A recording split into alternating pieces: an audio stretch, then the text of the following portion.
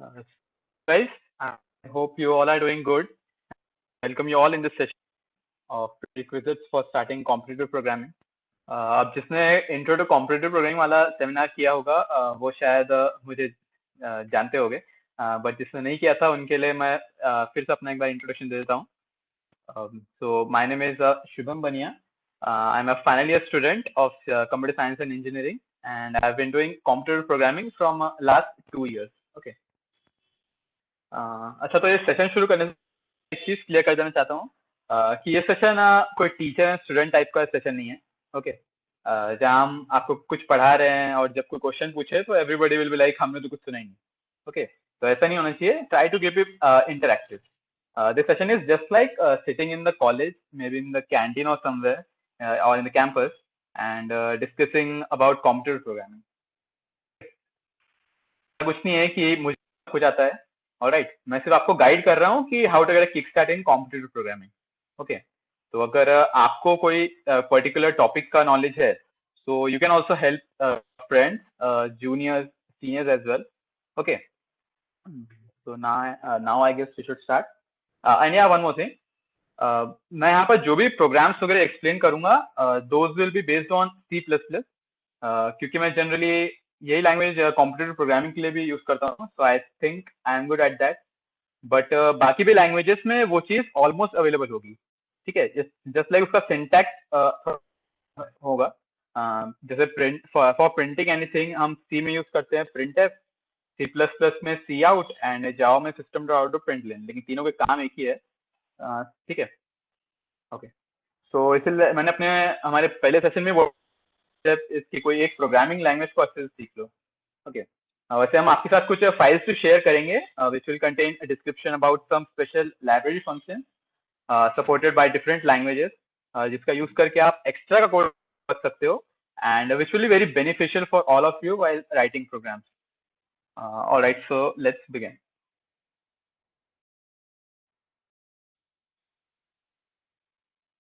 तो आज जो हम टॉपिक कवर करने वाले हैं वो है basic input output in C++, variables and data type, operators, conditional statement and loop.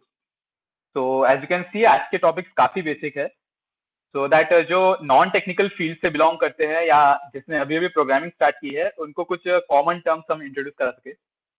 जिन्हें ये सबका नॉलेज पहले से है, दे कैन आइदर रिवाइज और can help those who have any problem understanding by writing in the comment section. Okay. So let's start. This is basic input output in C++. So C++ comes with libraries,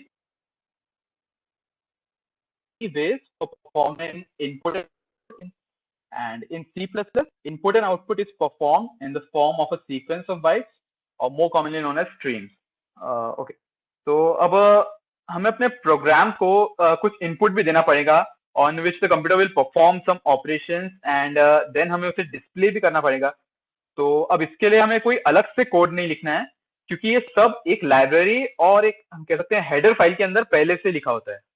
हमें बस वो file हमारे programme में include करनी पड़ती है. Okay.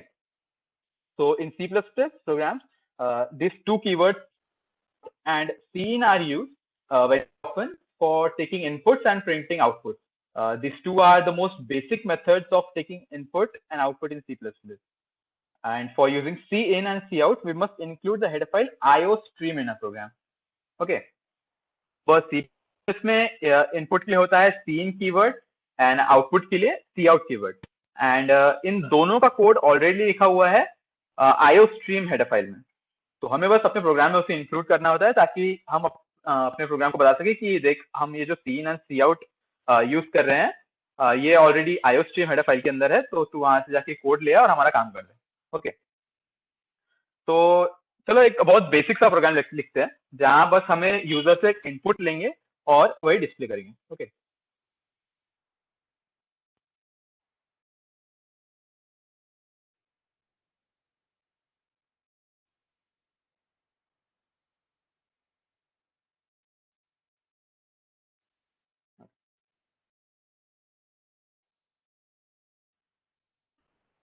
Chaitanya, can you confirm this the screen visible?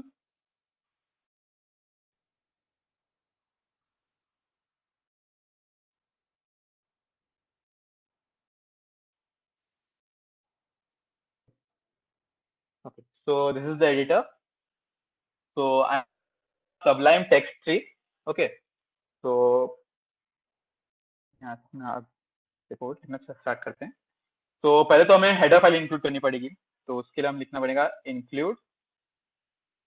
हमें cin and cout use करना है. तो हम हेडर फाइल हमने अभी देखी, उसके लिए है IO stream. ठीक है, ठीक है, ये हेडर फाइल आपको इंक्लूड करनी पड़ेगी. बट अब कंप्यूटर प्रोग्रामिंग में क्या है ना, आपको बहुत सारी हेडर फाइल्स का यूज लगने वाला है. ठीक है, जैसे IO stream हो गया, math.h हो गया, algorithm हो गया, and we can say stack queue. ऐसे कई तरह के हेडर फाइल्स है जो आपको मतलब अपने प्रोग्राम में इंक्लूड करनी.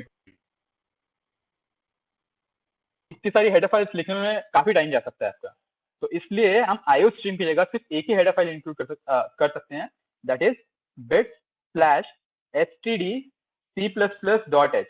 इससे क्या होगा कि आपकी जो मैक्सिमम यूज होने वाली फाइल्स है, जैसे कि IO stream हो गया, math.h या algorithm.h, stack ये सब ऑलरेडी इंक्लूड हो जाएंगे. तो आपको अलग से उसको इंक्लूड करने की जरूरत नहीं. ठीक है, then we have to write the main.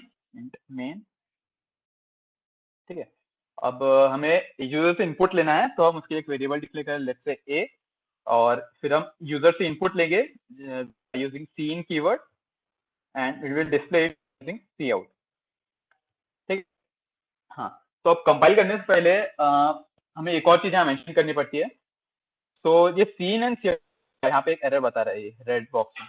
ठीक है, तो ये cin cout actually name space std के अंदर स्पेसिफिकली मेंशन होता है. ठीक है, तो हमें मतलब प्रोग्राम को बताना पड़ता है कि स्पेसिफिकली ये std मतलब नेम स्पेस से आए. तो आप यहाँ कर सकते हो, या तो फिर यहाँ पे std डबल कोलन लिख सकते हो हर बार, लेकिन फिर आपको ये हर बार लिखना पड़ेगा. ठीक है, जहां भी आप ये सीन या सी आउट लगे तो आपको ये हर बार लिखना पड़ेगा. तो अगर आपको इसे इग्नोर करना है, मतलब इसको हर बार नहीं लिखना है, तो सिर्फ ऊपर ही आपको एक बार लिखना पड़ेगा यूजिंग नेम स्पेस. ठीक है, तो अब आपको यहाँ पे नीचे लिखने की जरूरत नहीं है. Okay, so let's compile it.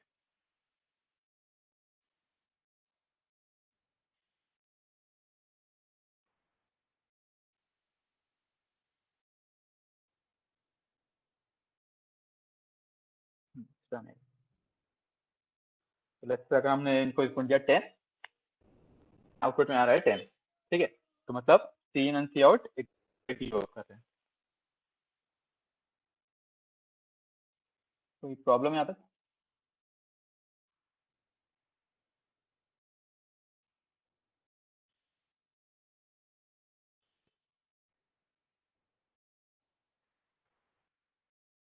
तो कोई प्रॉब्लम हो तो अब यहाँ तक कोई पूछ सकते हैं.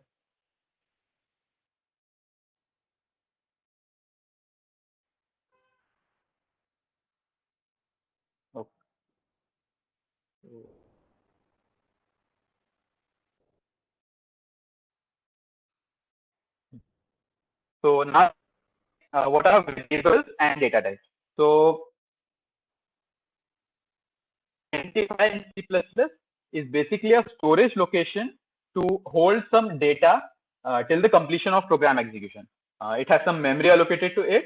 The amount of memory allocated depends on the data type or by the user in case of user defined data type, such as struct, union, etc. Okay. तो अब इनपुट लेने के बाद हमें उसे कहीं ना कहीं स्टोर भी करना पड़ेगा. So at that time we use variables, which is a storage location for storing a particular type of data. And this particular type of data brings us to the next topic, which is the data type. Okay. So data types are used to bind an identifier, or you can say variable, to hold only values of certain types. Thereafter, only specific operations and manipulations support that type is allowed. A data type also determines the amount of storage to be allocated to that identifier. तो जैसे कि हमने अभी ये है variable. तो यहाँ पे int जो है वो है डेटा टाइप और a है वेरिएबल. ठीक है,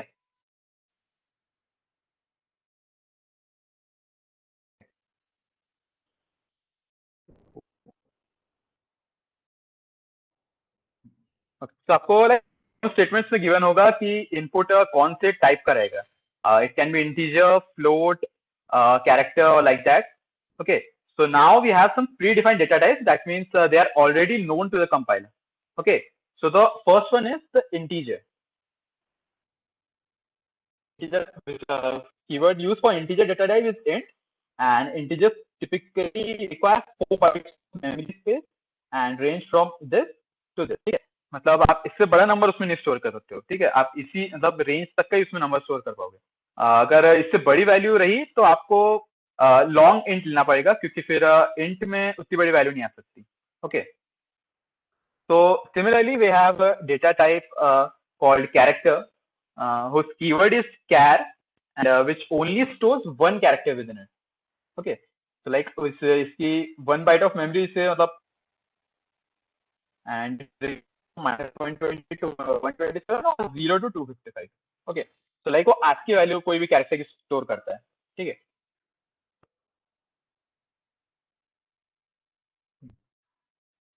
then we have a boolean data type. Boolean data which is used to store only 2 types of logical values, which are true and false. And also let me tell you one thing is that you can initialize a boolean variable by 1 or 0, right?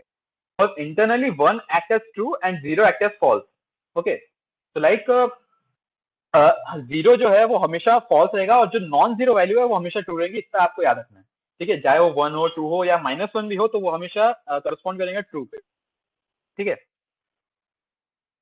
then we have floating point data type, which stores decimal, which is float.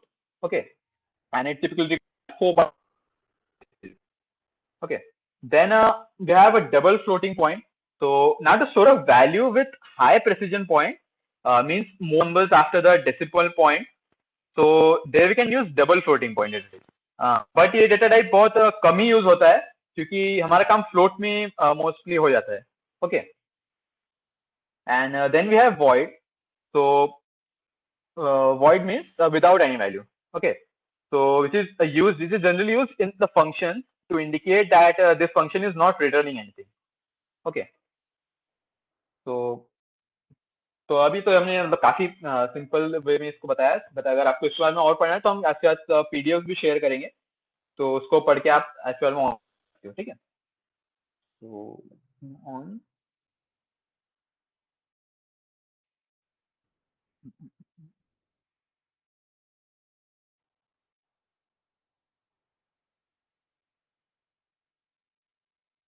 the next topic is operators. So operators are basically the symbols used to perform arithmetic or logical operations on variables are called as operators. Okay, so operators are there almost in every statement that we write. Okay, so let's see some types of operators. So here the first type is arithmetic operator, which consists of plus, addition, subtraction, multiplication, division, or modular division. Okay, that means different arithmetic operations can be performed using this. Okay,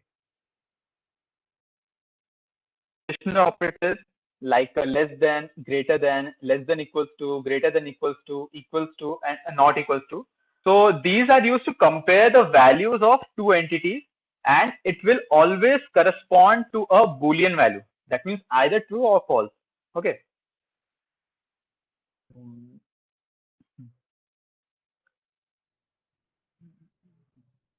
Then we have the logical operators, that is and, or, not. So these will also return the Boolean values. And then we have the assignment operator, that means to assign one value to one value of one variable to another variable. Okay. And lastly, we have the conditional, which is a ternary operator. So ये हम थोड़ी देर में discuss करेंगे. But now let's build a basic calculator program for understanding some operators. Okay. So let's हमें दो integer मिल रहे हैं, and we have to print the addition, subtraction, multiplication, division, and modular division. Okay,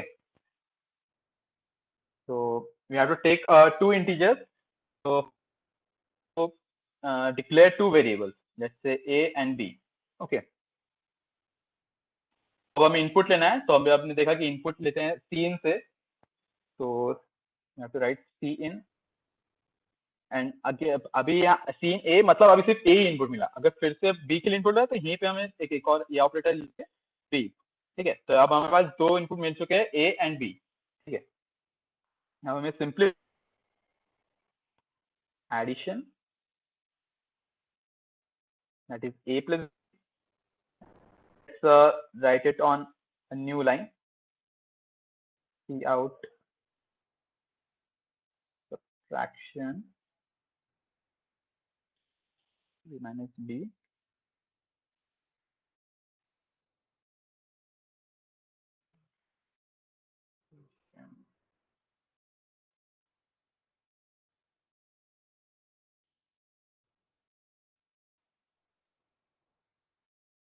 Division.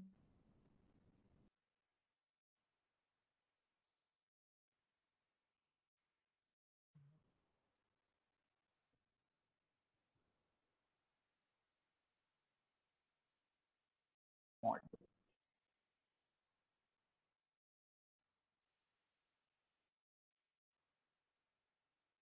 Okay, and return 0.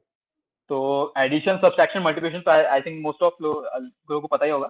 तो division और mod division में सिर्फ इतना फर्क है कि डिवीजन आपको रिटर्न करेगा कोशेंट और मॉड डिवीजन रिटर्न करेगा आपको रिमाइंडर. ठीक है, बस इतना ही फर्क होता है इसमें. Let's compile it.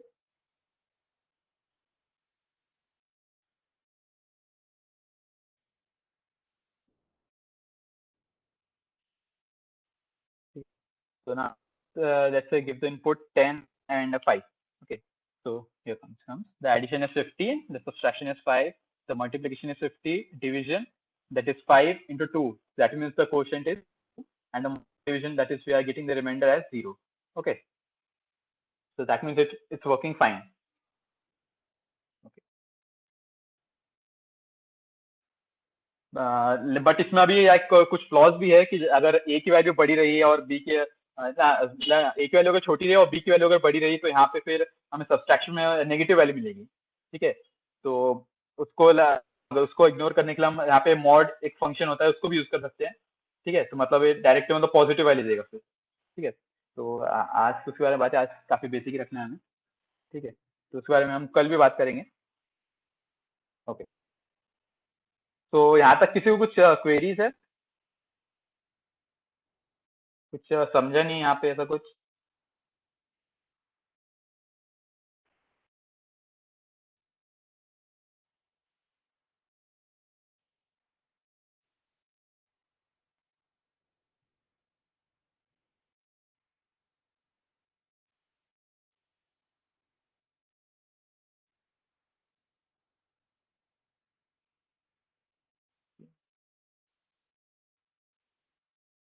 Guys, please respond.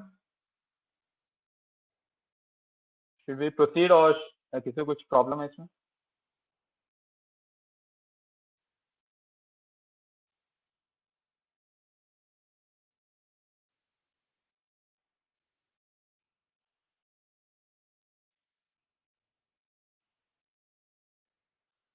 Okay,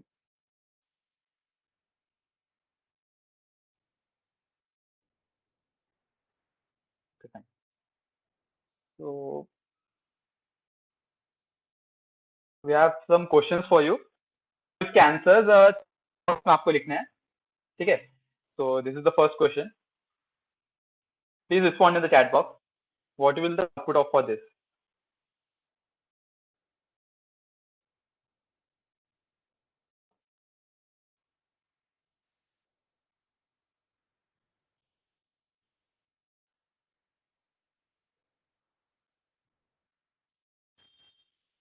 We have integer a, then a float b, then b is equal to 2.13, then we are assigning a to b and then c out a.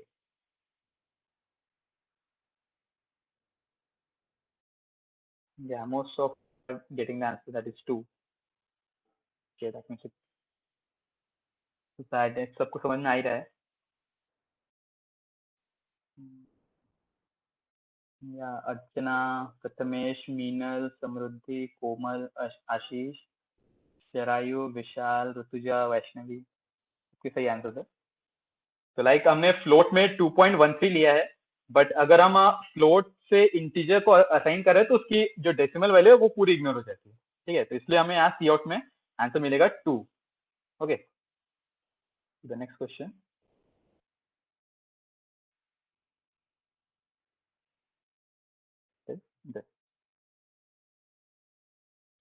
तो actually ये ternary operator है, but आप try करो, अगर मैं इसको अभी explain करता हूँ।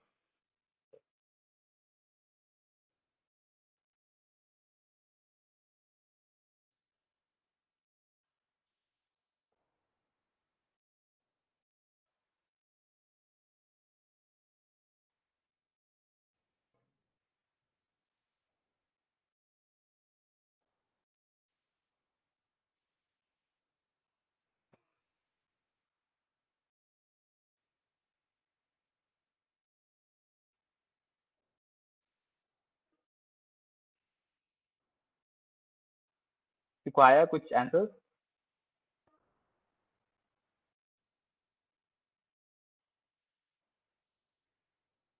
Okay, so Madhav is saying no.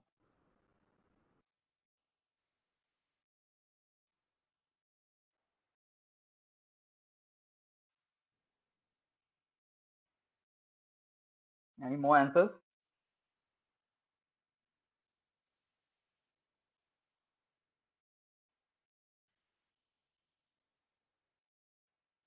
Okay, let me just explain you the ternary operator. Okay. Okay, Vishal is saying yes. Okay. Okay, let's see.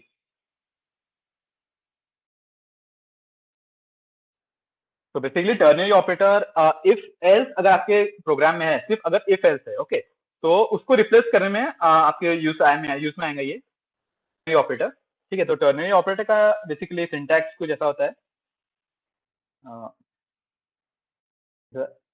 Expression पहले होता है, ठीक है, then question mark and then option 1 और option 2। Okay, so ये expression जो है वो करस्पॉन्ड करता है आइदर ट्रू में या फॉल्स में।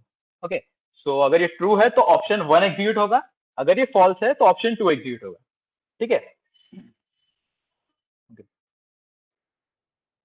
तो हमारा जी, ठीक है, तो यहाँ पे देखो 5 mod 2, ठीक है, ये हो गया एक्सप्रेशन। ठीक है, अब ये एक्सप्रेशन या तो ट्रू होगा या तो फॉल्स होगा। तो 5 mod 2, तो मॉड करेगा आपको रिमाइंडर। ठीक है, तो 5 mod 2, तो ये इसका रिमाइंडर आएगा 1। ठीक है, तो मैंने अभी अभी बोला कि नॉन जीरो वैल्यू हमेशा करस्पॉन्ड करेगी ट्रू में। ठीक है, तो 5 mod 2 यहाँ पे अगर ट्रू करस्पॉन्ड कर रहा है तो हमेशा पहला स्टेटमेंट एग्जीक्यूट होगा, दैट इज येस। ठीक है, यहाँ पे इसका करेक्ट आंसर है बी, तो विशाल इज राइट। तो समझा ही सबको? अगर यहाँ पे 5 mod 2, तो फिर ये स्किप हो जाता था, फिर ये जाता था नेक्स्ट इसमें इसमें जाता था। ठीक है, यहाँ पे फिर से देखते फिर से एक्सप्रेशन है और फिर से उसके अंदर 2 ऑप्शन है। तो अगर ये वाला पहला फॉल्स होता था तो ये एग्जीक्यूट नहीं होता था, डायरेक्ट जाता था इसमें। फिर यहाँ से जो ट्रू होता, अगर ये ट्रू होता था तो फिर आंसर होता था नो, अगर ये फॉल्स होता था तो आंसर होता था रॉन्ग। बट क्योंकि यहीं पे ये ट्रू हो चुका है तो हमें यही से यहीं तक जाना पड़ा, हमें इसकी जरूरत नहीं पड़ी। ओके, तो next question.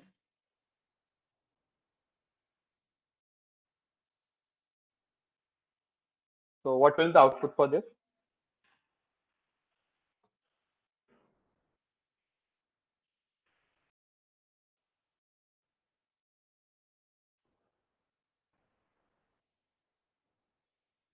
Yeah, Archana, you're right.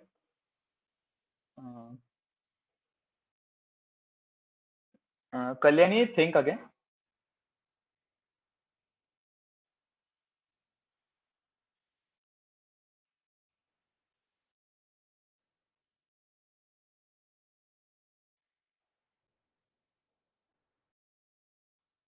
यहाँ बस हमने फ्लोट ए में एक वैल्यू असाइन की 1।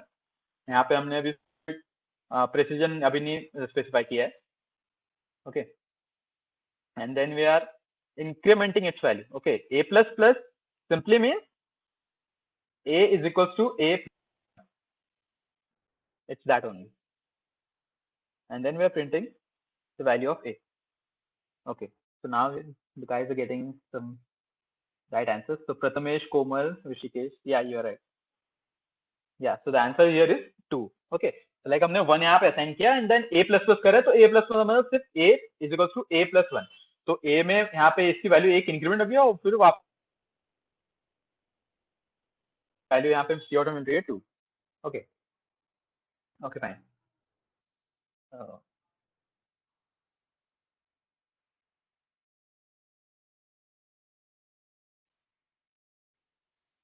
So the next topic, okay, so it's basically a decision statements in programming languages, which decides the direction of flow of program execution. Okay. ऐसा होता है कि हम चाहते हैं कि अगर एक पर्टिकुलर कंडीशन ट्रू है, तभी एक ब्लॉक ऑफ कोड एग्जीक्यूट होना चाहिए, नहीं तो फिर उतना पार्ट स्किप करके नेक्स्ट कोड एग्जीक्यूट होना चाहिए. ओके.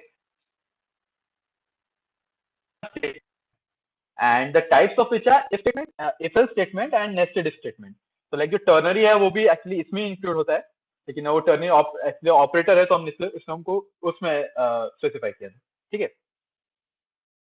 तो okay, so time to understand the conditional statement.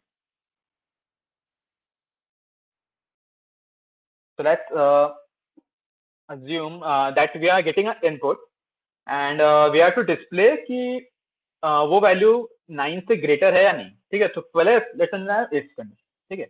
तो इफ का सिंटैक्स है इफ एंड इसके अंदर कंडीशन.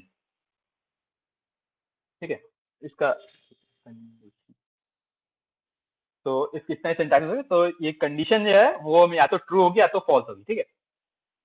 तो let's take a variable a and इसमें हम इनपुट लेते हैं यूजर से, और फिर हम एक इफ कंडीशन देंगे. If a is greater than 9, then we have to print C out greater than 9. Okay. Pilot.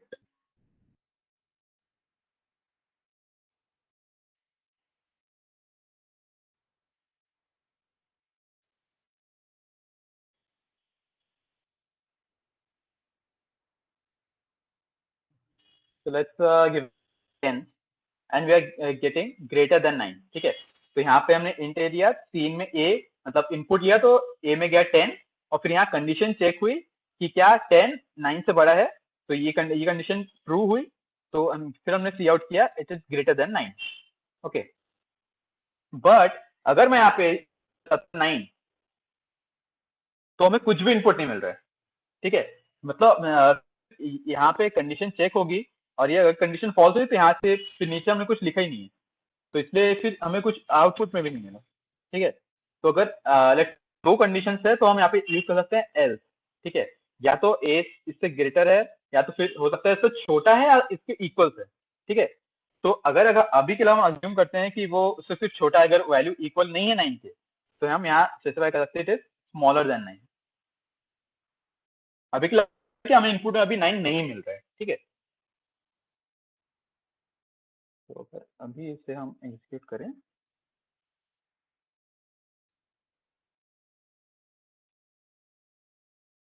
ठीक है, अब इसे दे रहा है स्मॉलर देन 9. ठीक है. तो ये होगा इफ एल्स. हाँ. तो आप अपने प्रोग्राम में अगर सिर्फ आपके इसमें इफ एक है, सिर्फ समझ लो स्टेटमेंट है, तो वो एग्जीक्यूट हो जाएगा. जरूरी नहीं है कि हर बार आपको एल्स स्टेटमेंट लिखना जरूरी है. ठीक है. बट हर एल्स के लिए आपको एक इफ लिखना जरूरी है. मतलब अगर मैं इसको यहाँ पे कमेंट कर दूं तो यहाँ पे एल्स एग्जीक्यूट नहीं होगा, क्योंकि इसको हमेशा एक इफ लगेगा ही. देखो ये आ गया रेड बॉक्स में, मतलब ये एक एरर दे रहा है, मतलब कि इसको एक इफ की जरूरत, तो हमेशा इसको एक इफ की जरूरत पड़ेगी. ठीक है. सिमिलरली अगर आपके पास और आपको दो कंडीशन से ज्यादा है, तो so you can use else if. That means और आपके पास कुछ कंडीशन है तो आप you can use else if, that is let's assume a is equals to 9 and then cout equals to 9.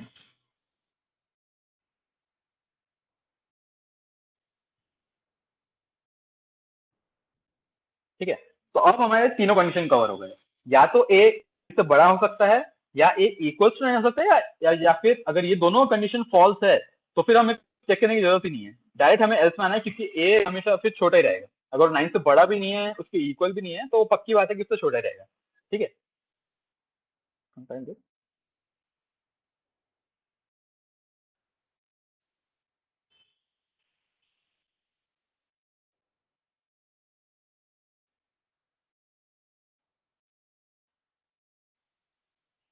So let's give in, so it's displaying equals to 9.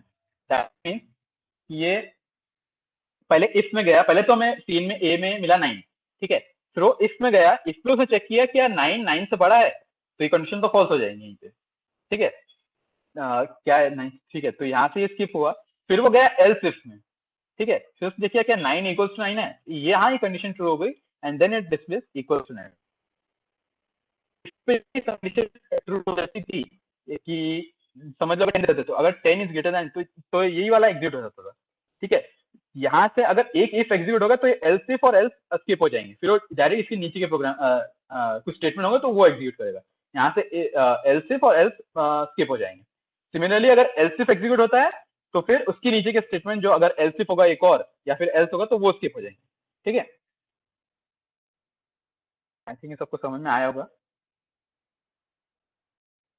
तो एक programme देख लेते, ठीक है।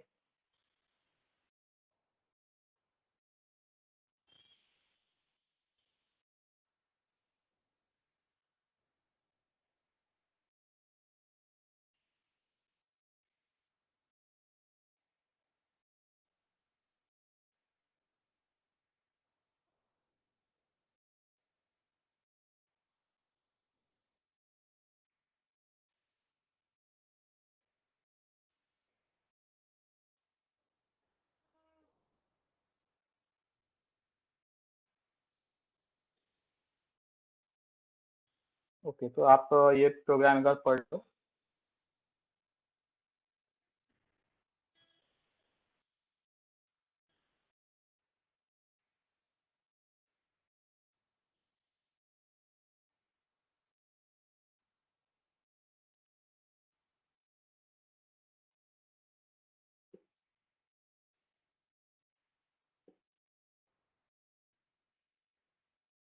So here we are given,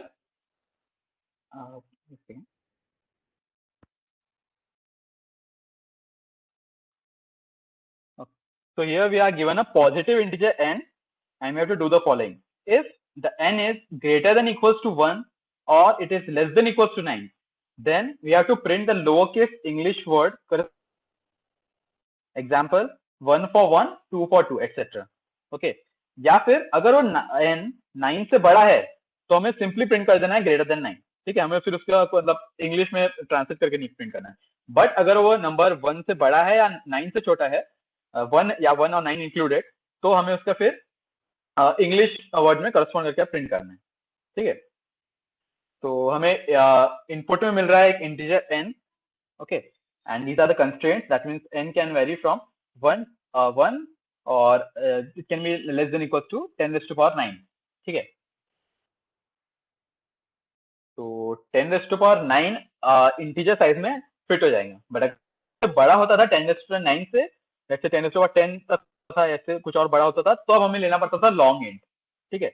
but अभी यहाँ 10⁻9 है तो हमारा इंटीजर में काम हो जाएगा, ठीक है। And the output for if n is greater than equals to 1 or it is less than equals to 9, then print the lowercase English word corresponding to the number, and otherwise print greater than 9. Okay, like यहाँ कुछ sample input है, let's हमें input में मिल रहा है 5, तो ये 1 से बड़ा है और 9 छोटा है, तो इसलिए हमने यहाँ पे इसका इंग्लिश में ट्रांसलेट करके प्रिंट किया, that is 5. Okay, similarly if we get 8, then we have to print the English word, that is 8. Okay, but if we get a value greater than 9, so that is here it's 14, and we have to print greater than 9. Okay, so let's write a code for this.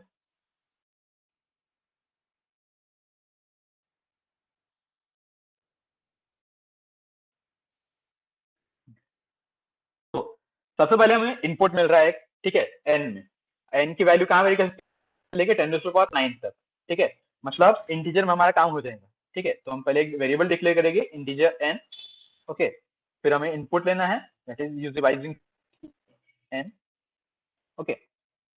अब अगर n की value starting में मतलब इसको आप बाद में check कर सकते हो, बट स्टार्टिंग में चेक करें तो ज्यादा अच्छा, ठीक है, मतलब ये कॉर्नर केस हम इसको कह सकते हैं।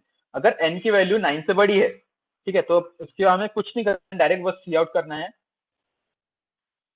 Greater than 9। ठीक है, यहाँ तक हो जाएगा। अगर n की वैल्यू 9 से बड़ी है तो, अगर तो मतलब वो n की वैल्यू फिर या तो 9 हो सकती है या तो 9 से फिर छोटी हो सकती है। ठीक है, तो अब यहाँ पे हमें दो कंडीशन तो है नहीं सिर्फ कि इसमें काम हो जाएगा, यहाँ पे कई सारी कंडीशन है। 1 के लिए है, 2 n के लिए 1 हो सकती है, 2 हो सकती है, 3 हो सकती है, 9 तक की हो सकती है। तो इसलिए हमें हर बार यहाँ पे, ठीक है, तो लेट्स से L2 is equals to 1, then we have 1 conditions है। Let's copy paste this.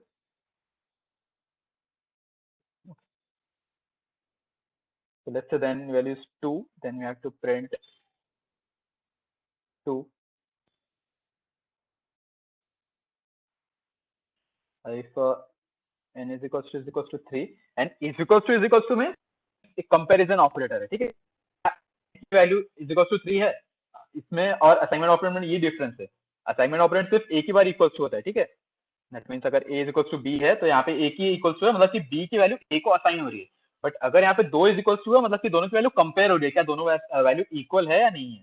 ठीक है, अगर दोनों वैल्यू इक्वल है तो वो रिटर्न करेगा या फिर false.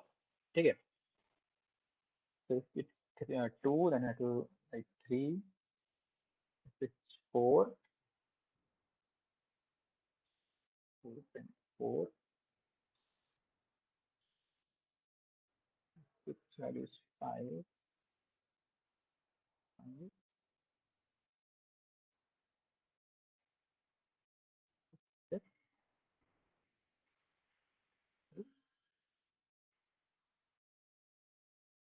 6, 7, then we have to print 7, and similarly for 8 as well, 8। ठीक है, यहाँ तक हो गया ये सारी कंडीशन। ठीक है, अगर n की वैल्यू ग्रेटर देन एल सिर्फ 1 हो सकता है, 2 हो सकता है, 3 हो सकता है, 4 हो सकता है, 5, 6, 7, 8। अगर इन सब में से भी नहीं है तो अब n की वैल्यू ग्रेटर देन 9 भी नहीं है। ठीक है, और n की वैल्यू इनमें से भी नहीं है, मतलब सिर्फ अब एक कंडीशन बचती है एल्स की, मतलब कि n पक्की बात है कि 9 है। ठीक है, तो अब हम यहाँ पे एल्स इफ लिखने की जरूरत है, हम डायरेक्टली एल्स लिख सकते हैं, मतलब हमें पक्का पता है कि वो 9 ही होगा अगर इनमें से एक भी वैल्यू नहीं है। तो हमें यहाँ सिंपली प्रिंट करना है फिर 9। Okay, then return 0 and we are done with that.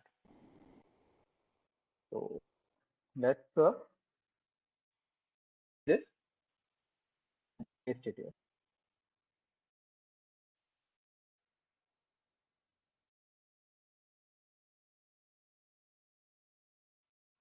Okay. So let's run this code. As you can see, 3 sample test cases are passed, but now we are, so let's submit this so that it can run on the private test cases.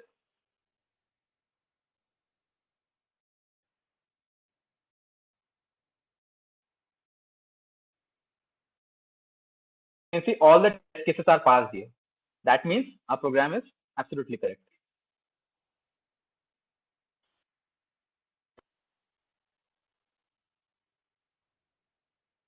कुछ problem इसमें, कोई भी statement में कोई भी problem आप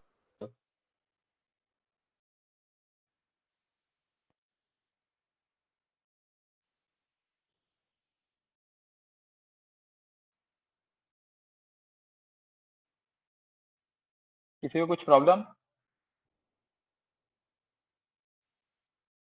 actually ये थोड़ा बड़ा एक्चुअली लॉजिक हो गया। मतलब इतने सारे हमें एक्चुअली एल्स की जरूरत है नहीं वैसे, बट एक्चुअली हमारा पहले सेशन है तो इसलिए मैं थोड़ा अच्छे से एक्सप्लेन करने के लिए तो मैंने इतने स्टेटमेंट लिखा, बट हमें इतना कुछ नहीं, सिर्फ ये इफ और एल्स में सब काम हो जाएगा। तो ये एक्चुअली हम डिस्कस करेंगे कल। तो बाय यूजिंग एरेज हम ये कैसे कर सकते हैं। ठीक है, उसमें सिर्फ आपको इफ की जरूरत पड़ेगी और एक एल्स, इससे आपको एल्स लिखने की उसमें कोई जरूरत नहीं पड़ेगी। ठीक है, और हाँ मैं एक्चुअली आपको एक और प्रोग्राम बताना सी आउट वाला ये है, ये that is the number.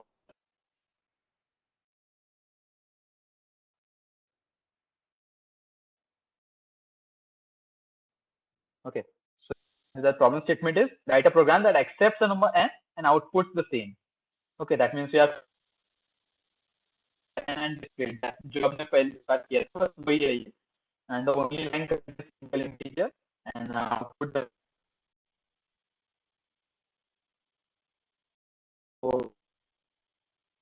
N की वैल्यू ना जैसे कि एन की वैल्यू 10 to 5 तो हम अभी इसको इंटीजर में ले सकते हैं, बट कई बार की वैल्यू काफी बड़ी होती है, तो उसके लिए हमें मतलब कुछ दूसरा मतलब यूज करना है, दैट इज लॉन्ग इंट या लॉन्ग लॉन्ग इंट भी हमें यूज करना पड़ सकता है, तो इस पे आप थोड़ा फोकस रखा. ठीक है, so the sample input is 1 to 3 and we have to just display it.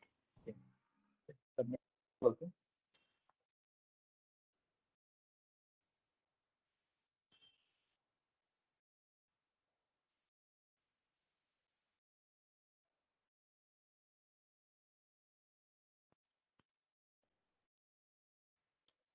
So from here we can choose a language. So I'm choosing C++.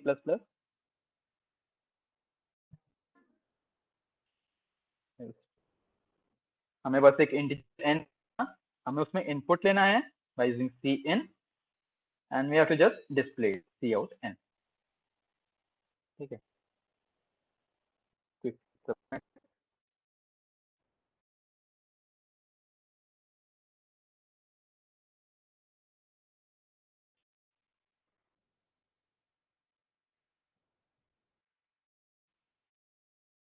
And it's in the correct answer. काफी basic problem था. ठीक है,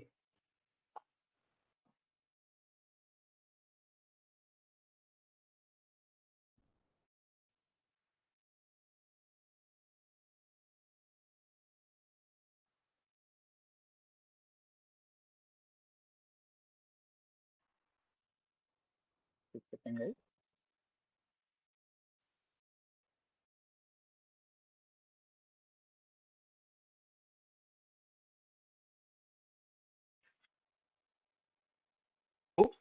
Okay, so loops in programming when we need to repeatedly execute a block of statements. For example, suppose we want to hello world 10 and 2 first iterative method in which we have to write cout statement 10 times. Okay, like 10 बार हमें cout statement लिखना पड़ेगा, तो ये iterative method and one can be used. उसमें लिखा और उसको execute किया 10 टाइम, लेकिन 10 बार cout कौन लिखेगा, तो अच्छा एक बार वो cout स्टेटमेंट लिखा और उसको लूप के अंदर डाल दिया, तो इससे कोड भी छोटा हो जाता है और क्लियर दिखता है. Okay, alright, so let's see the types of loop. So the first is the for loop, that is and then the while loop and then the do while loop. तो अब ये एंट्री कंट्रोल और exit control क्या होता है वो पहले समझ लेते हैं. तो लाइक हमें लूप को कुछ ना कुछ कंडीशन देनी पड़ती है कि उतने टाइम तक वो एग्जीक्यूट होना चाहिए. अगर हमने कुछ कंडीशन ही नहीं दी तो वो फिर इनफाइनाइट टाइम मतलब एग्जीक्यूट ही होता रहेगा, कहीं तो उसको हमें रोकना पड़ेगा, तो उसके लिए हमें कुछ ना कुछ उसमें कंडीशन देनी पड़ेगी. ठीक है, तो फॉर लूप और वाइल लूप में आपको कंडीशन जब आप मतलब ऊपर ही देनी पड़ती है आपको कंडीशन, जैसे यहाँ पे सिंटैक्स दिया हुआ है फॉर इनिशियलाइजेशन, देन यहाँ पे हमें देनी पड़ती है condition and then increment decrement. ठीक है, सिमिलरली वाइल लूप में and then we have to give the condition. But do while loop में ऐसा नहीं है, डू वाइल लूप एक एग्जिट कंट्रोल लूप है.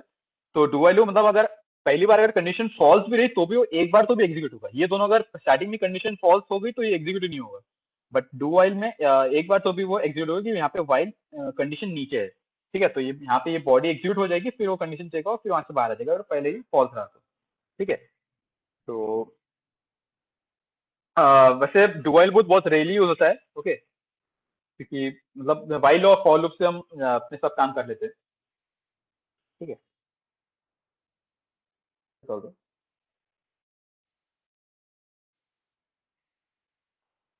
let's say we have to write a hello world 10 times. Okay, so का syntax ऐसा है for initialization, okay, then semicolon, then we have to give the condition, okay, and then we have to either increment it or decrement it. मतलब कि उसकी value हाँ एक से value है तो बढ़ानी है तो उसकी वैल्यू कम कर. ठीक है,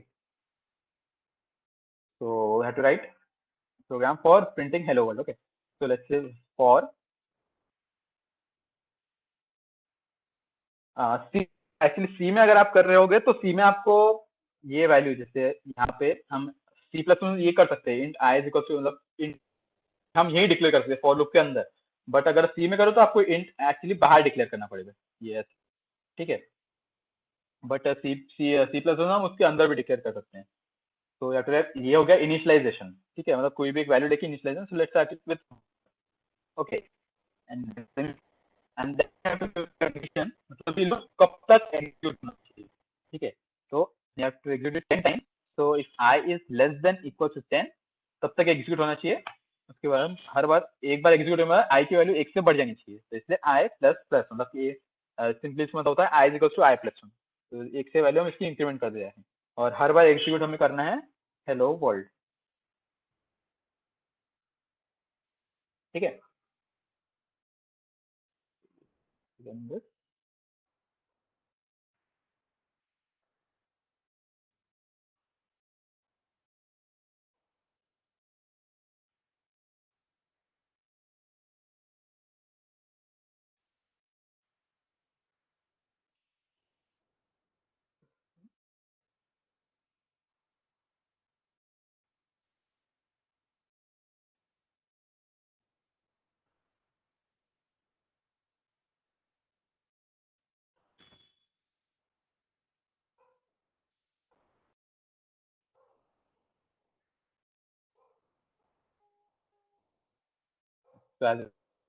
हेलो वर्ल्ड 10 टाइम्स। अभी नेक्स्ट लाइन पे क्यों है, क्या स्लैश एन दिया था, स्लैश एन यूज होता है नेक्स्ट लाइन के लिए। सी प्लस स्लैश एन अगर आपने यूज करना चाहते हो तो you can also use endl. Okay, so ये भी लाइक नेक्स्ट लाइन एक फंक्शन है, ठीक है। तो ये तो हो गया फॉर लूप के बारे में। Similarly we can also write this using while, ठीक है। तो वाइल का सिंटैक्स जैसा है, while and then you have to give the condition,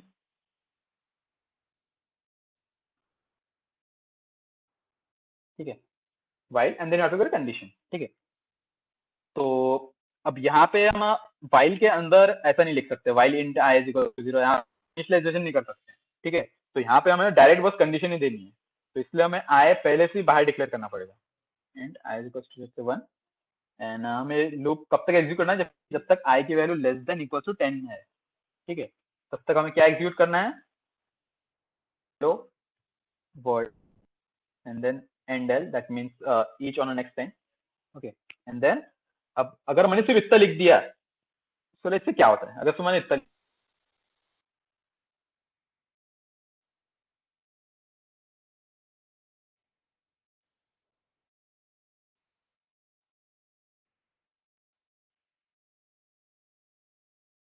देखो कितने बार हेलो वर्ल्ड लिख के आ रहा है, जब तक इसे मेमोरी फुल नहीं तब तक हेलो वर्ल्ड प्रिंट करता जाएगा। तो कोई बता सकता है क्यों इन्फिनिट टाइम्स प्रिंट कर रहा है,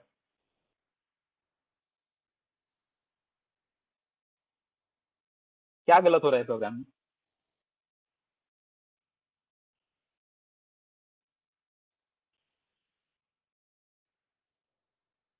एनीबडी? या आपका some issues और दैट टाइप। तो यहाँ पे हम आई की वैल्यू ही कभी इंक्रीमेंट नहीं कर रहे हैं, मतलब देखो एक बार एग्जीक्यूट हो रहा है, फिर एक बार प्रिंट कर रहा है सी आउट हेलो वर्ल्ड, ठीक है। और फिर ये ऊपर जा रहा है और फिर चेक कर आई की वैल्यू, तो आई की वैल्यू हर बार 1 ही रह रही है, तो ये कंडीशन भी कभी फॉल्स हो ही नहीं रही, हर बार 1 is less than equal to 10। तो जब कंडीशन फॉल्स ही नहीं होंगी तो लूप के बाहर कैसे आएगा, हर बार वो प्रिंट ही करते जाएगा, तो इसलिए हमें हर बार इंक्रीमेंट करना पड़ेगा। तो let's say i equal to I plus 1, ठीक है। Now let's run this.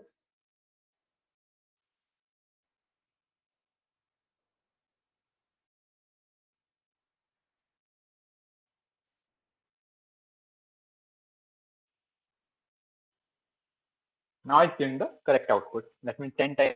तो यहाँ पे एक बार प्रिंट हो रहा है, फिर आई की वैल्यू एक से बढ़ रही है, फिर वो ऊपर जा रहा है, यहाँ कंडीशन चेक हो रही है, दैट मीन फिर आई की वैल्यू पहले 1 थी, फिर एक बार एग्जीक्यूट तो 2 हो जाएंगी, फिर चेक होंगी कंडीशन 2 इज लेस देन 10, तो ये कंडीशन ट्रू है, वो फिर से हेलो वर्ल्ड प्रिंट करेगा।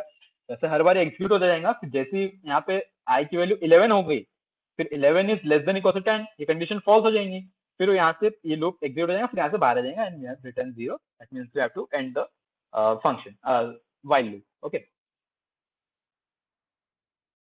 सो इतना समझ में आया सबको?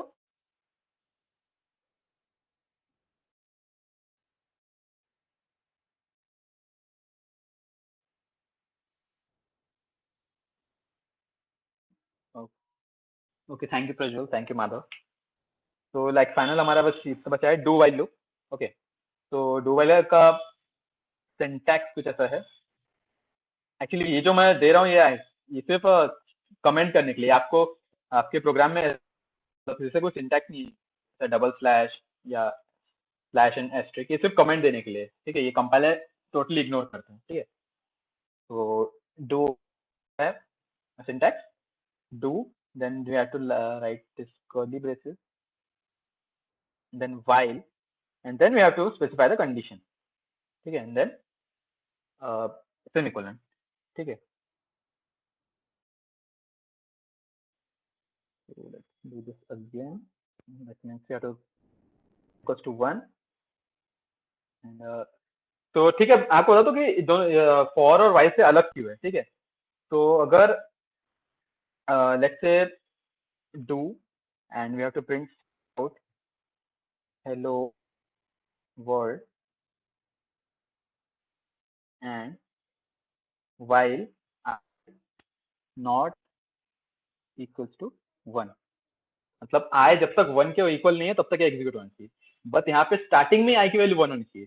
तो अगर ये कंडीशन हम फॉर या वाइल में लिखते थे तो कंडीशन हमेशा पहले चेक हो रही थी। तो वहां पे क्या होता था कि I is not equal to 1, ये कंडीशन वहां पे पहले चेक हो जाती थी, पर यहाँ पे इक्वल टू 1 है तो वहां पे वो लूप एग्जीक्यूट नहीं होता था, एक बार भी एग्जीक्यूट नहीं होता, ठीक है? बट यहाँ पे वो डू वाइल के साथ ऐसा नहीं, क्योंकि यहाँ पे पहले एग्जीक्यूट होता है फिर कंडीशन चेक होती है, ठीक है? तो इससे compile this thing.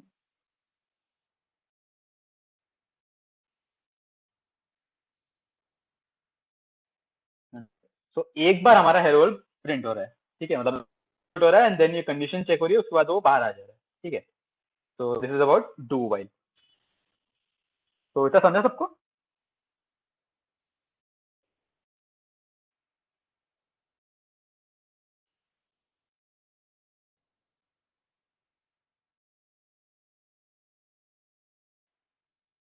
Thank you Sagar. Okay, thank you Mrinal, thank you Madhav. Okay, तो हम कुछ 2 क्वेश्चन बाकी है, वो भी करके देख लेते हैं। आपको पता है कि output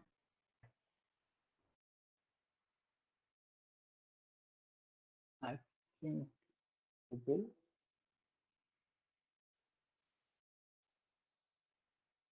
okay, tell me the output for this. You can zoom your screen also to see it more clearly and tell me the answer for this.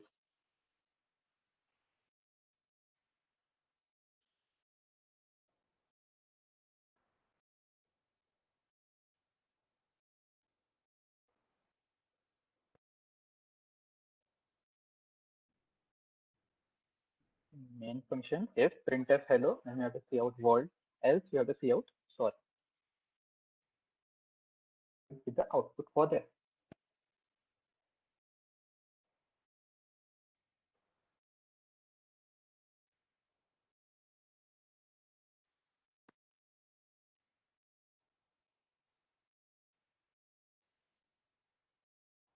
Okay, so Madhav is saying D, that is error. Any more answers?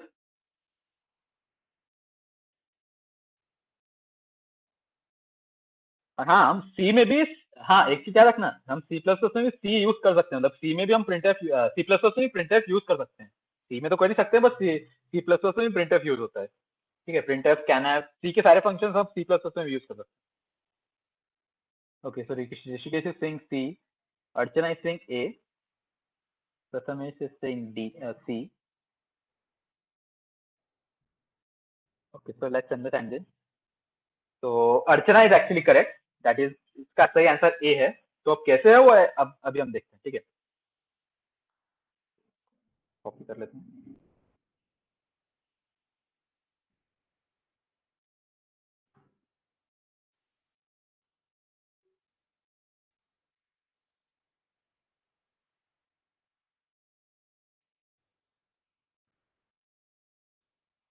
तो ये हमारा question है, ठीक है।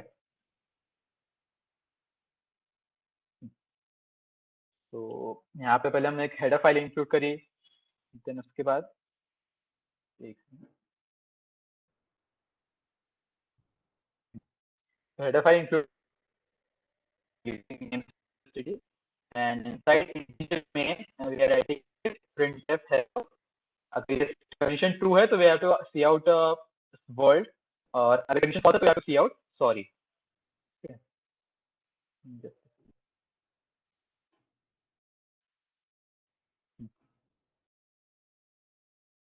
यदि कुछ problem है इसमें तो ये कुछ एरर नहीं है, ठीक है।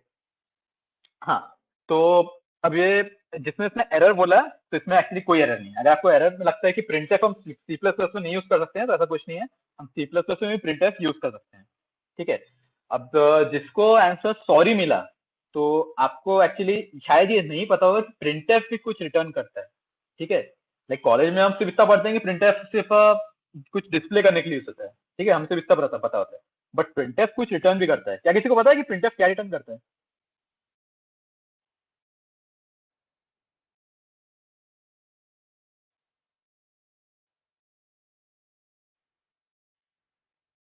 एनीवन? प्रिंटफ क्या रिटर्न करता है?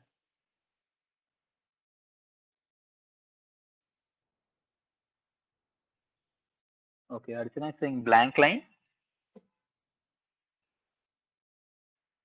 Okay, maybe. No, it doesn't return a blank line. Okay, so let me tell you. तो अभी इसको कमेंट करते हैं पहले तो। Yes, पहले प्रिंटर समझते रेटिंग क्या करते हैं, ठीक है। तो लेट्स से मैंने इंटीजर ए और उसके सामने मैंने लिख दिया प्रिंट है हेलो, ठीक है। ऐसा मैंने लिख दिया इंटीजर ए में, मैंने इसके सामने लिखा प्रिंट है एंड हेलो। तो लेट्स सी अब ए में आया क्या।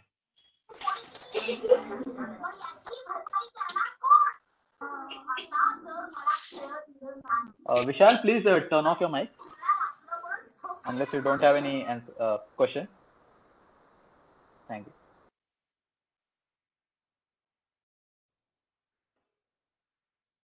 So let's compile this and let's run. So you can see returning hello 5. अच्छा, मैं आपको इसको एक नेक्स्ट लाइन में प्रिंट करता हूँ।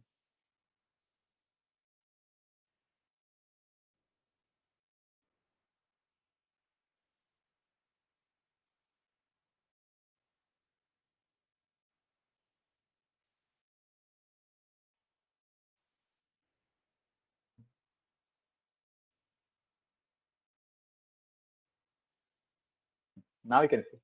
So यहाँ पे execute हुआ hello. As you can see, value of a is 5. मतलब a में कौन सी वैल्यू है? The length of the string that we have printed, that is HELLO, ये 5 है। तो मतलब 5 में आया a में आया 5, that means printf रिटर्न करता है लेंथ ऑफ द स्ट्रिंग, ठीक है। ये बात आपको याद रखनी पड़ेगी, काफी काम में आने वाली कंप्यूटर प्रोग्रामिंग, कई ऐसे क्वेश्चन आएंगे, ठीक है। तो a में आया 5, ठीक है। तो मतलब वो रिटर्न करेगा लेंथ ऑफ द स्ट्रिंग जो हम प्रिंट कर रहे हैं, ठीक है। तो now let's come to question, ठीक है। तो यहाँ पे प्रिंटफ हेलो, तो प्रिंटफ हेलो, तो यहाँ पे रिटर्न होगा 5, ठीक है। तो इफ, तो मैंने क्या कहा था, जो भी नॉन जीरो वैल्यू है वो हमेशा रहेगी ट्रू, ठीक है। यहाँ प्रिंटफ हेलो रिटर्न कर रहा है 5, तो इफ 5, तो 5 एक नॉन जीरो वैल्यू है, तो इसमें यहाँ पे फिर सी आउट होगा वर्ल्ड, ठीक है।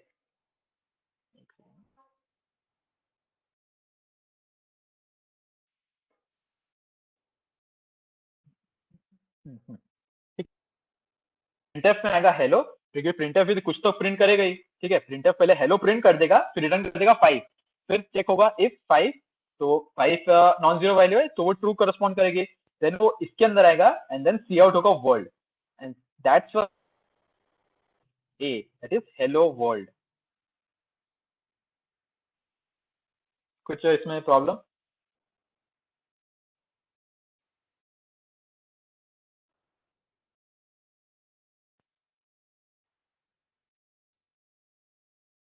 फिर से समझाना है या next question? Please right in the chat box.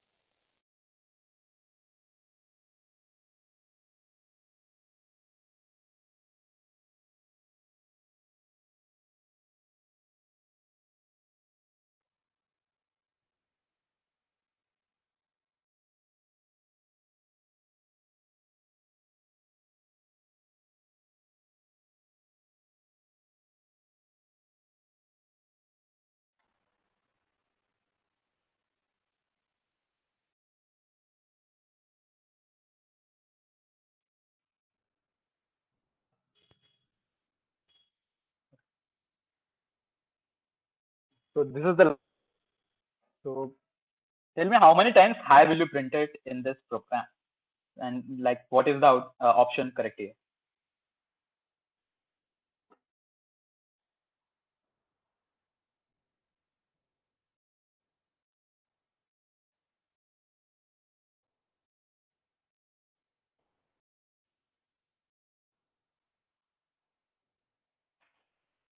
Here we have a variable int x5 and while 1, we out hi x minus minus and return 0. Okay, so Prajwal is saying 4. Okay, any more answers? Archana is saying D. Rishikesh is saying 4.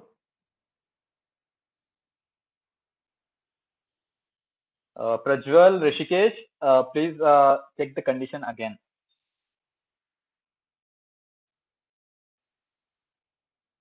Like you are saying the option 4 or the value 4? Ruchita is saying D. Madhav is saying D. Yeah, almost all of you got the correct answer. That is D. Okay. तो यहाँ पे हमने integer x लिया 5 और while में हम क्या check कर रहे हैं? while 1. तो और फिर सी आउट एक्स की वैल्यू हम कम तो कर रहे हैं लेकिन हम कंडीशन में क्या चेक कर रहे हैं? 1. और 1 की वैल्यू चेंज तो होगी नहीं. अगर यहाँ पे एक्स रहता था तो एक्स की वैल्यू ठीक है चेंज होती थी, बट यहाँ 1 है तो 1 की वैल्यू मतलब वो कभी ये लूप कभी खत्म ही नहीं होगा, इनफाइनाइट लूप है. ठीक है, वाइल 1 तो एक्स की वैल्यू कम होती जाएगी, वो माइनस में चली जाएगी, लेकिन उससे इसको कंडीशन में कोई फर्क नहीं पड़ेगा. तो इसलिए यहाँ इनफाइनाइट लूप है, तो that means answer is none of the above, that is D. Okay, Prathamesh Sagar या करेक्ट आंसर. ठीक है, तो अगर इसके बाद आपको अभी कोई डाउट है तो आप पूछ सकते हो. तो कुछ डाउट है, कुछ समझ में नहीं आया?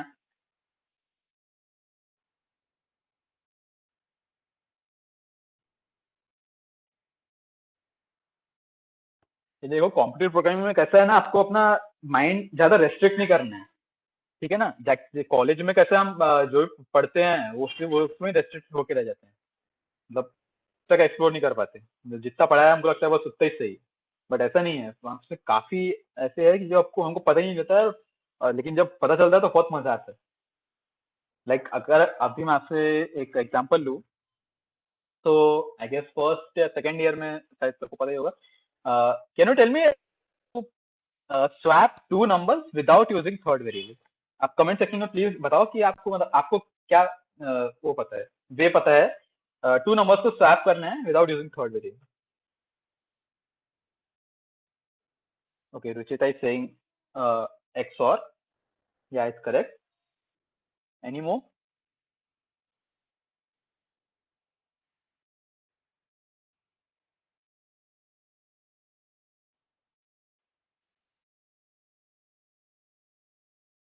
A is equals to B. A is equals to. No, Prathamesh, A is equals to B, it will only assign A to B. It will not swap the value. इसमें b की value same हो मतलब कि ए भी ए की और B की value दोनों की सेम हो जाएगी। ठीक है, हमें स्वैप करना है। या Vishal is saying a is equal to a plus b। या तो हम मतलब mostly like in a is equals to let's say 10, b is equals to 5, okay, and फिर अगर मुझे स्वैप करना है तो हम लिखते हैं a is equals to a plus b, then a is equals to a minus b, and then b is equals to a minus b. एक मिनट 30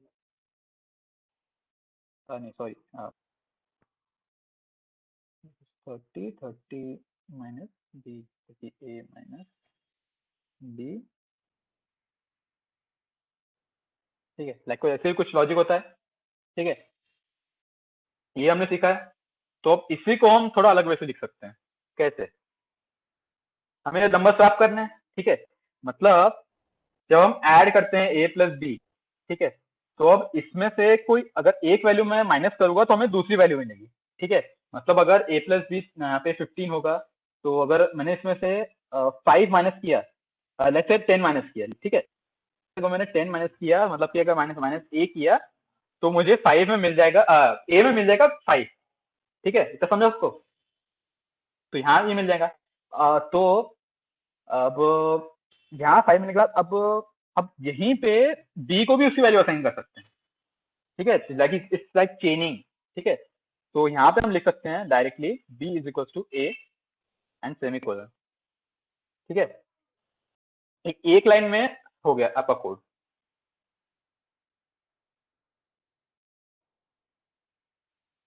यहाँ पहले a plus b that is 15, then minus we have to a that यहाँ 10 minus हो रहा है, but पहले उसके पहले हम b में असाइन कर दे रहे हैं। ठीक है, तो मतलब b की वैल्यू होगी 10, फिर 10 की वैल्यू a प्लस बी से माइनस होंगी। हम इसको कंपेयर करके देखते हैं।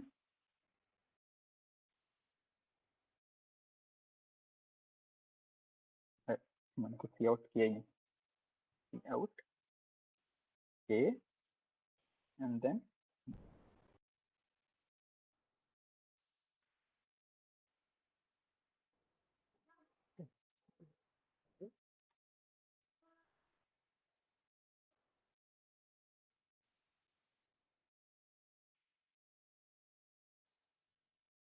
यू कैन सी पहले 5 प्रिंट हो रहा है, फिर 10 प्रिंट, मतलब a की वैल्यू 5 हो गई है और b की वैल्यू 10 हो गई। तो लाइक मतलब ये बहुत बेसिक एग्जांपल था कि बताने के लिए आपको अपना माइंड रेस्ट्रिक्ट नहीं करना है कॉम्पिटिटिव प्रोग्रामिंग में। ठीक है, तो लाइक मतलब इतना काफी है। तो अगर आपको कोई डाउट है तो आप पूछ सकते हो। नहीं तो इसके बाद आपका एक टेस्ट होगा, मतलब लाइक एक एमसीक्यू टाइप टेस्ट है गूगल फॉर्म पे। ठीक है, तो हम आपके ग्रुप पे शेयर करेंगे वो गूगल फॉर्म, तो आपको बस वो टेस्ट देना है, एमसीक्यू टाइप टेस्ट है, और उसके आंसर्स आई गेस हम इंस्टाग्राम पे शेयर करने वाले हैं। ठीक है, तो आप वो टेस्ट प्लीज दो, ताकि हमें भी समझ में आया कि आपको कितना समझ में आ रहा है। ठीक है, खुशबू ये asking for group link.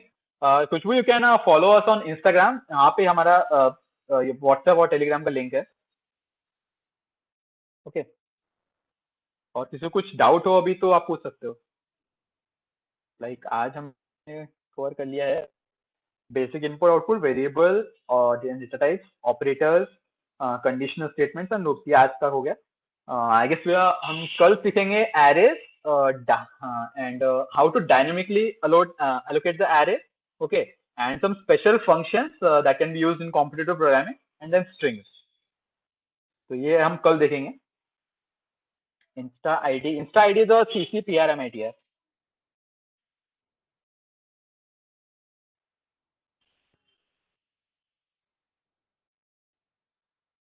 If you have any questions you can ask, otherwise you can, the session is over.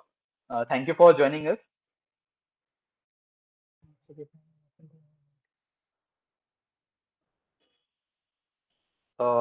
Chaitanya Instagram पे लिंक प्रोवाइड नहीं किया है।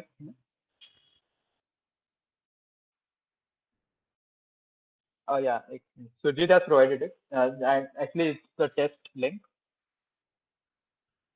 You can go to this link and give the test. Oh, please send this PPT. Khushboo actually ठीक है, हम आपके से send कर देंगे पीपीटी, पर अब कुछ पीडीएफ भी हम शेयर करने वाले हैं। पीडीएफ भी पढ़ सकते हो, पर आप पीपीटी भी हम आप शेयर कर देंगे, तो ऐसा कुछ प्रॉब्लम नहीं है। या टेस्ट।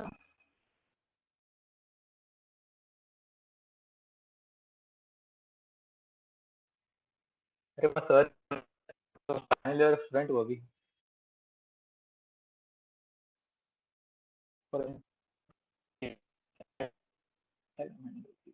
या जिसको भी व्हाट्सएप की लिंक हो ना, वो हम सीसी तेरा एमआईटी पे मैसेज कर दो, हम आपको लिंक प्रोवाइड कर देंगे, टेलीग्राम की और व्हाट्सएप की भी।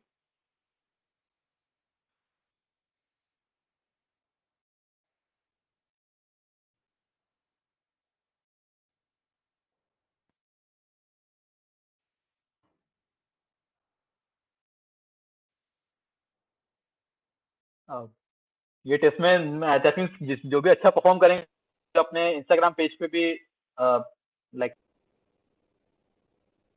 डिपेंड करेंगे, तो please give the test.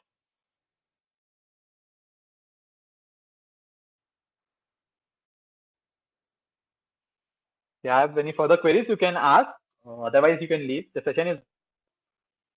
Thank you for giving us your time, and thank you for joining us.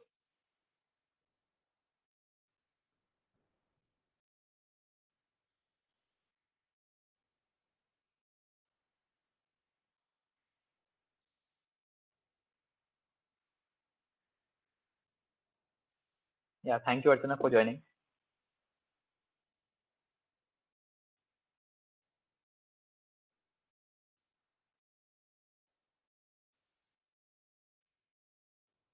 Thank you everyone for joining us.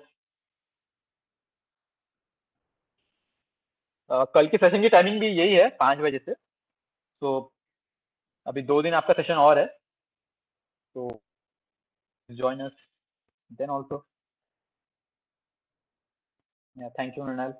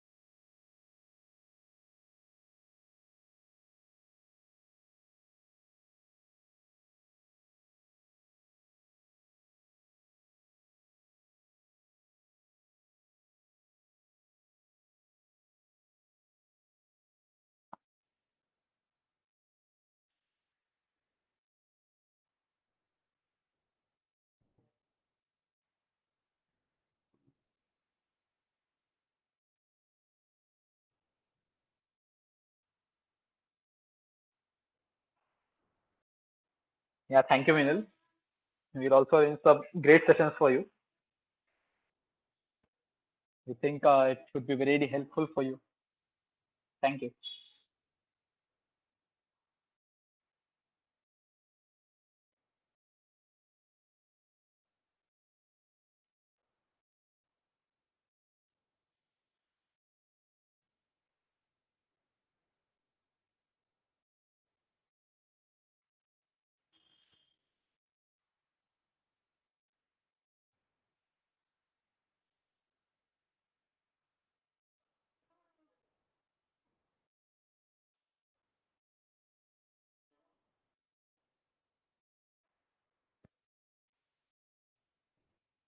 The test will end in 15 minutes. Okay. So hurry up.